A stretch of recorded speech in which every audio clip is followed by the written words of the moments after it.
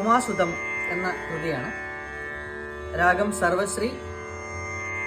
ഇതിനെ കമ്പോസ് ചെയ്തിരിക്കുന്നത് ബാലമുരളീകൃഷ്ണ സാറാണ്, ഡോക്ടർ എം ബാലമുരളീകൃഷ്ണ. ഇപ്പോൾ രാഗത്തിൻ്റെ പ്രത്യേകത, ഇതിൽ 3 നോട്ടുകളേ ഉള്ളൂ. സ മ പ പ മ സ. ഷഡ്ജം, ശുദ്ധമധ്യമം, പഞ്ചമം. അപ്പോൾ പ്രകൃതി സ്വരങ്ങളായ ഷഡ്ജ പഞ്ചമം ഒഴിച്ചാൽ ബാക്കിയുള്ളൊരു നോട്ടെന്ന് പറഞ്ഞാൽ മധ്യമം, ശുദ്ധമധ്യമം മാത്രമാണ്. അപ്പോൾ കർണാട്ടിക് മ്യൂസിക്കിൻ്റെ റൂൾസ് അനുസരിച്ച് 5 സ്വരങ്ങളാണ് മിനിമം വേണ്ടത്. ഒരു രാഗത്തിനെ നിശ്ചയിക്കാൻ വേണ്ടിയിട്ട് 5 സ്വരങ്ങളാണ്. അതിന് ഉപരിയായിട്ട്, അതിൽ വ്യത്യസ്തമായിട്ട് ഇദ്ദേഹം ചെയ്തിരിക്കുന്നത് 3 നോട്ടുകളിൽ ഒരു രാഗം. ഈ രാഗത്തിൻ്റെ പേര് സർവശ്രീ. അപ്പോൾ ഗണപതി ഭഗവാനെ സ്മരിച്ചുകൊണ്ടുള്ള കൃതിയാണ്. നോക്കാം. താളം രൂപകം. ഉമാസുതം നമാമി മമ മനസസ്ഥിതം. ഉമാസുതം എന്നാണ്. അപ്പോൾ നോക്കാം. ഫസ്റ്റ് ലൈൻ സ മ മ പ. സ മ മ പ. മ ഒന്ന് ഷേക്ക് ചെയ്ത് വെക്കുക.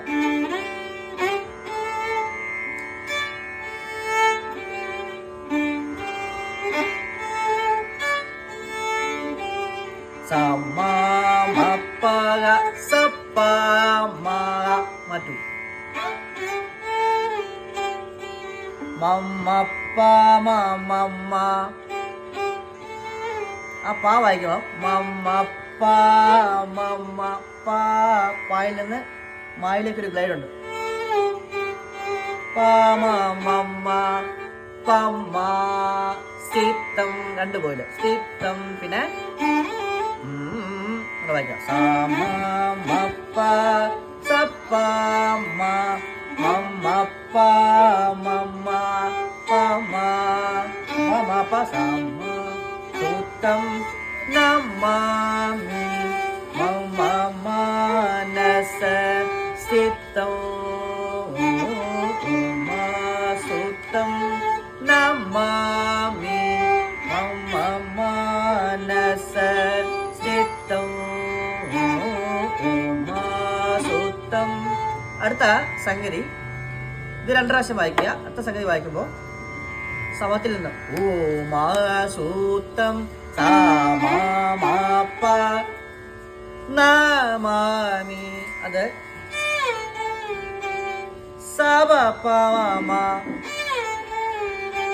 സ മാമി മമ മനസസ്ഥിതം.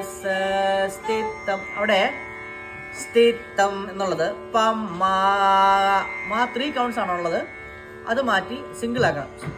പമ്മ സ പ മ പ സ പ മ പ. അപ്പോൾ 2 പ്രാവശ്യം സ പ മ പ വായിക്കണം. അപ്പോൾ മമ മനസസ്ഥിതം സ പ മ പ സ പ മ പ ഉമ.